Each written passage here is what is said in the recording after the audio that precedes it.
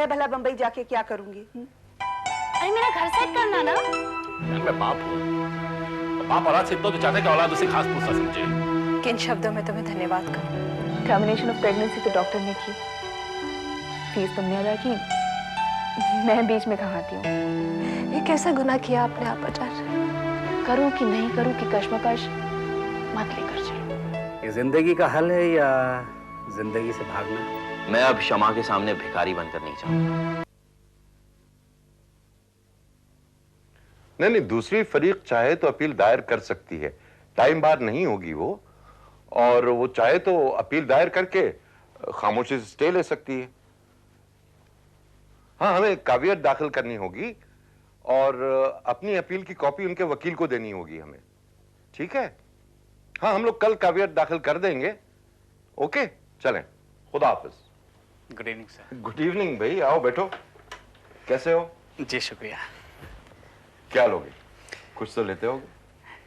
जी अभी जिंदगी में पैर तो नहीं जमा पाया, तो पैर लड़खड़ाने का शौक कैसे पाल सकता हूँ? मोहसिन मियां, मैंने तुम्हें दो वजूहात की बिना पर यहां बुलाया है। जी। सबसे पहले तो ये कि मुझे एक नए जूनियर की जरूरत है, और दूसरी वजह ये कि तुमने सबा के लिए जो कुछ किया है, मेरी नजरों में तुम्हारी इज्जत और भी बढ़ गई। सर मैंने ऐसा क्या किया है? खालिद मियां के दोस्त होते हुए भी तुमने सबा को साफ साफ बता दिया कि खालिद किसी औरत के साथ में उलझा हुआ है, जिसकी वजह से उसकी जिंदगी में और किसी की कोई जगह नहीं। सर ये कहानी बड़ी दर्दनाक है, और फिर आपकी साहबजादी इतनी अच्छी हैं कि अगर मैं उन्हें सब कुछ नहीं बताता तो उनके साथ ये ज्यादती होती। तुम्हारी इसी हमदर्दी की वजह से सबा का यकीन इंसानियत से नहीं उठा है, और जैसे ही उसे पता चला कि मुझे नए जूनियर की जरूरत है, उसने फौरन तुम्हारा नाम तजवीज कर दिया। सर उसके लिए मैं आपका और उनका शुक्रिया अदा करता हूँ कि मुझे ये इज्जत बख्शी। मोहसिन मियां, मुझे जूनियर्स बहुत मिल जाते हैं, लेकिन मैं ये चाहता था कि मेरा जूनियर ऐसा शख्स हो जो सबा पर जो कुछ भी गुजरी है उसके बारे में सब कुछ जानता हो। तो इसीलिए मैंने सोचा कि तुम उसको अनवाइंड करके उसे पहले जैसा बनने में मदद कर सकते। सर आपकी साहबजादी की पर्सनैलिटी इतनी स्ट्रांग है कि उन्हें किसी की मदद की जरूरत नहीं है। मैं भी पहले यही समझता था, लेकिन जब से वो नींद में चलने लगी है ना, तो वो लड़ने झगड़ने की आवाजें, वो बहस करने की आवाजें इस घर में बिल्कुल बंद हो गई। और मैं तो क्या उसकी अम्मी, बल्कि वो खुद भी कुछ हिल सी गई। और तुम उसके हमउम्र हो सकता है तुमसे बात करके वो अपने गम पर काबू पा सके। जी सब देखो। जी सलाम। सलाम, अब बैठिए ना। जी शुक्रिया। आपने कुछ लिया नहीं? ये खाने के पहले कुछ नहीं लेते हैं। वैसे खाना तैयार है? जी तैयार है। अब्बू जी आपको अम्मी बुला रही हैं। ओके ओके, तुम आओ यहां बैठो। बैठो बैठो। बेगम, बेगम। मोहसिन, मैंने अब्बू जी से कहा था कि वो आपको उनके साथ रख लें, अगर आप तैयार हों, इसीलिए आपको बुलाया। जी मैंने हाँ कर दी है।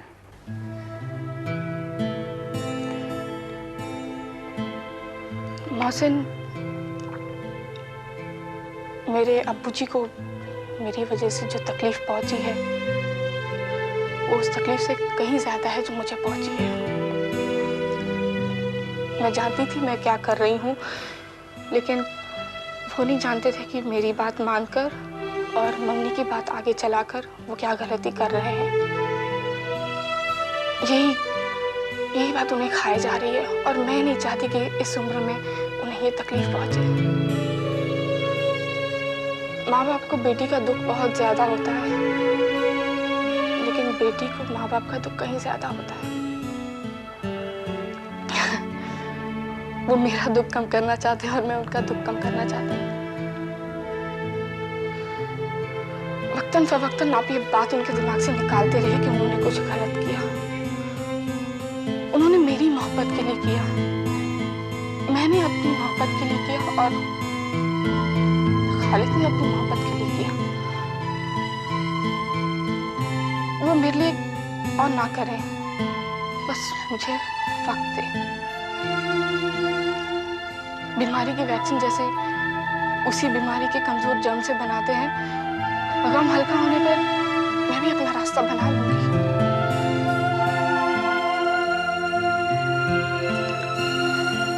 अपने अब्बू जी को बहुत प्यार करने वाली ये सौदा बस आपसे यही एक फेवर मांगती है।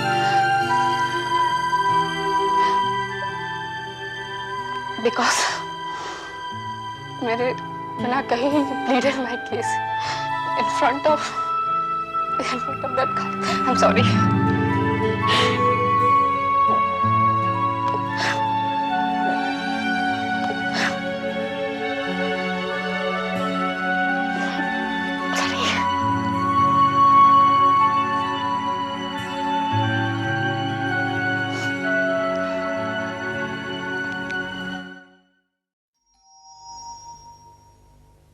नफीसा, नफीसा दरवाजा खोलो।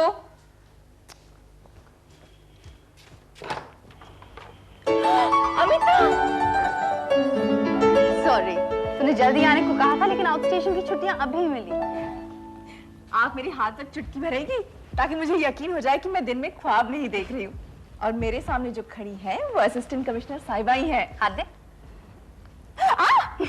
आप यकीन हो गया कि मैं ही हूँ। ये तेरे जो गोरे गोरे गाल हैं, नींबू में डूबे अदरक जैसी लाल हैं, उन्हें काट कर शीशे में दिखाऊं कि जो दांत के निशान है वो मेरे ही हैं। तो क्या लाऊं? मैं तेरी नानी हूँ, चपड़ चपड़ मुझसे बात मत किया कर। तो तेरे कमर में लचका नहीं आया? मेरी कराटे सीख रही हूँ। मेरे हिप्स के जो बॉल बेरिंग है ना, रवा हो गए। अरे जब किक मारती हूँ ना तो 125 डिग्री तक मेरी लात उठती है, पता है देखो। तू कस्टम्स में है या इंटरनेशनल कराटे करने वाली है? ऐसी ऊंट बातें तुझे सूझती कैसी है? ऊंट बातें नहीं है शमा, कस्टम्स में छापे डालने पड़ते हैं तस्करों पर, ड्रग डीलर्स पर। मैं उन्हें पकड़ना चाहती हूँ, ना कि वो लोग मुझे पकड़ लें और कमिश्नर साहब को फोन करें और कहें अगर अपनी लड़की की रिहाई चाहते हो तो फिर हमारे आदमियों को छोड़ दो, वरना आपके अफसर की पैंट पार्सल कर कर आपके घर भिजवा देंगे। खुदा की मार तुझ पर, कैसी कैसी बातें निकालती है मुंह से। कमाल है, जो लोग कस्टम के लॉ तोड़ते हैं उन पर खुदा की मार नहीं पड़वाती। मुझ बेचारी गधी को चुन लिया, एक तरफ से तो बोझ ढुलवाया, दूसरी तरफ से मुझ पर चढ़कर चले आए, नहीं चली तो फिर मारा और खुदा की भी मार पड़वाई। तू जहन्नुम में। तेरे यहाँ इसके इक्विवेलेंट क्या होता है? किसका इक्विवेलेंट? नर्क, नर्क होता है। वही जाएगी तू, कीड़े पड़ेंगे, कीड़े खाएगी तू। फॉरगेट इट शमा, मैंने खुद सोच लिया है कि कराटे सीखने के बाद मैं चाइनीज खाना खाना सीखूंगी। सांप, बिच्छू, चूहे, कीड़े, मकोड़े सबकी डिशेस बनाऊंगी, खाऊंगी, तुझे भी खिला दूंगी। मेरी नानी दादी है तू, चुप कर, मुझे बख्श, मुझे उल्टी हो जाएगी। तू है क्या? तेरा कोई जवाब है इस दुनिया में? बस 2 जवाब है, एक तू और एक नरेंद्र। अच्छा मैं नहाने जा रही हूँ, तू भी ये पहन ले। साड़ी, ब्लाउज, पेटीकोट सब कुछ है। देखना चाहती हूँ कि मेरी पतली कमर वाली नागिन कैसी लगती है साड़ी में। हाँ। नफीसा,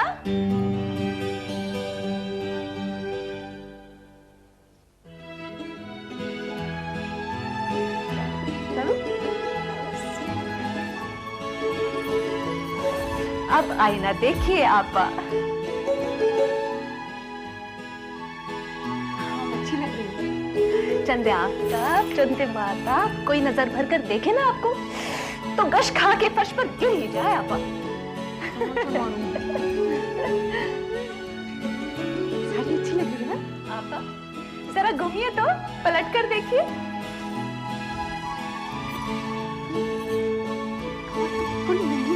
आप पता है अपनी परवाह नहीं करती, वरना आप बहुत खूबसूरत है, यकीन करें मेरा।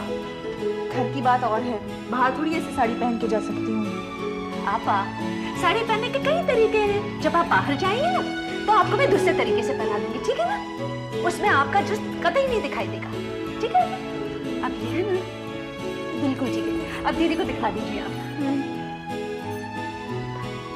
हाय राम, मैं तो मर गई।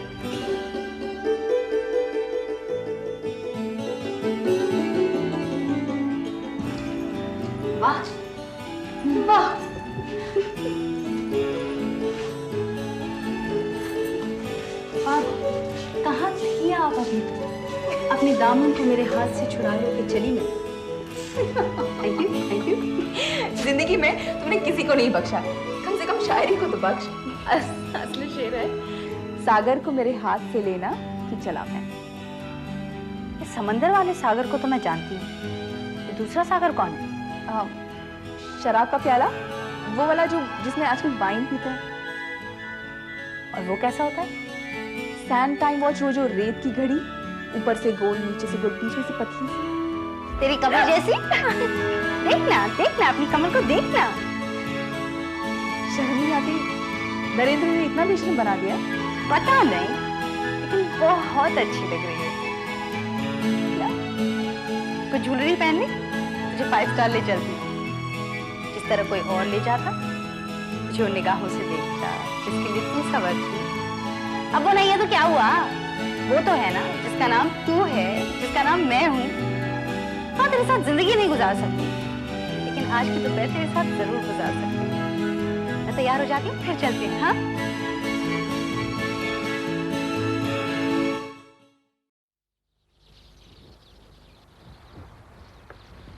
मुझसे ये साड़ी नहीं संभलती।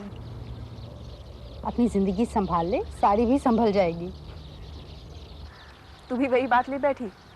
मैंने तुझे अम्मी अब्बू को समझाने के लिए बुलाया था और तू मुझे समझा रही है। और कोई तरीका ही नहीं है क्या? तूने भी खालिद की इतनी इंसल्ट की है।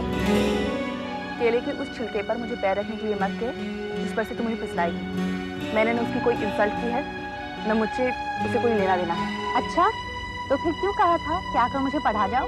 क्योंकि तूने कहा था। मैंने कहा था शमा?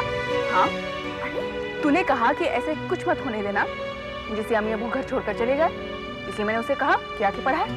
क्या गलत कहा था मैंने? अम्मी अब्बू रुक गए ना? क्या रुक गए, और मुसीबत खड़ी हो गई। नफीसा से कहती रहती है, देख इस लड़की को, 1 महीना उसने पढ़ाया, लेकिन आखिरी दिन इसे फुटे मुंह ये भी न कहा गया कि शुक्रिया मुझे पढ़ाया। वो तो सही कहती। अरे कैसे नहीं कहा? क्या उसने मुझे बताया था कि आखिरी दिन है पढ़ाई का? बस पूछा कि कुछ और पढ़ना तो नहीं, मैंने ना कर दिया।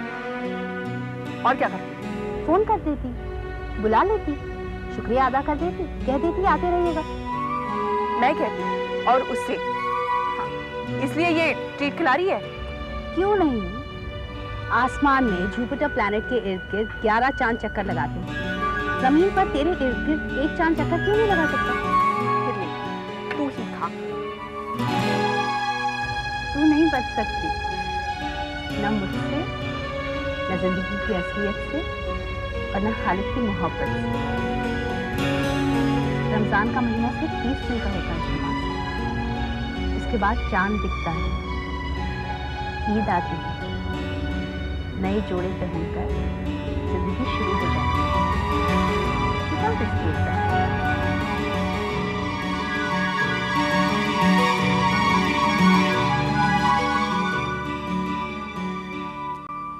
ऐ गमे दिल क्या करूं, ऐ वहशते दिल क्या करूं। न दिल मानता है न वो मानती है। 7 दिन हो गए आज उसके घर गए, उसे देखे। 1 महीना पढ़ा नहीं जाता रहा तो लगा पक्का पुल ना सही, एक कच्चा पुल तो बन गया है, जिससे मैं उस तक जाता रहूंगा और वो मुझे बुलाती रहेगी। इसीलिए जब पढ़ाई पूरी हुई तो मैंने ये नहीं कहा कि कल से नहीं आऊंगा। उम्मीद की थी कि जब नहीं जाऊंगा तो एक दिन वो इंतजार करेगी, फिर फोन उठाकर जरूर पूछेगी आए क्यों नहीं, क्या हुआ। मैं फोन नहीं कर सकता, पर शुक्रिया ना सही, ये कहने के बहाने तो फोन कर सकती थी कि कभी इधर से गुजरो तो आ जाइएगा, कुछ पूछना है।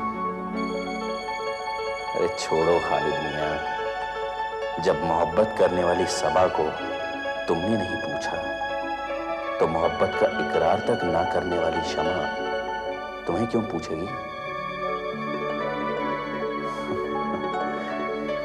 मैंने सोचा अंदाज़े वफा से छूटूं, वो सितमगर मेरे मरने पे भी राजी ना हुआ। मैंने कहा कि अगर मेरी मोहब्बत पर शुबा है तो मैं मर के दिखा दूं, लेकिन शमा इस पर भी राजी ना हुई।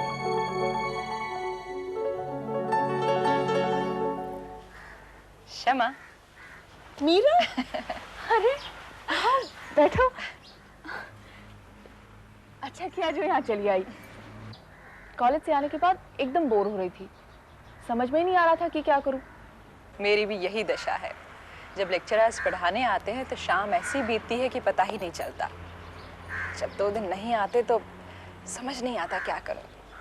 आज तो रह ही नहीं गया। जिस दिन ट्यूशन ना हो यहीं आ जाया करो, मेरी भी शाम कट जाएगी। तुम्हारे ट्यूशन समाप्त हो गए? हाँ, मुझे तो उतना ही पढ़ना था जितना मैंने मिस किया था। जब वो पढ़ा दिया तो आना बंद कर दिया। 1 महीने से जिस रूटीन की आदी हो गई वो टूटा तो अब समझ में नहीं आता शाम को क्या करूं। पढ़ाते अच्छा थे? बहुत अच्छा। जब तक जी करता था मैं पढ़ लेती थी।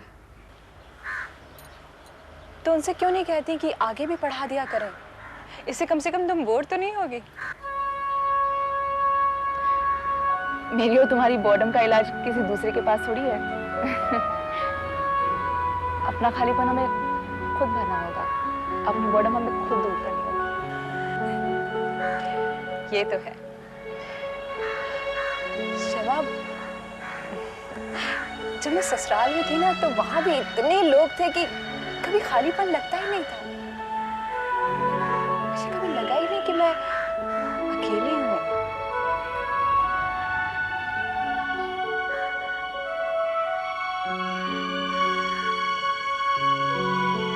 अपनी गाड़ी लाई हो? हाँ, क्यों? तो आओ कहीं घूमने चलते हैं। ऐसा लग रहा है जैसे सालों से घूमने नहीं गई।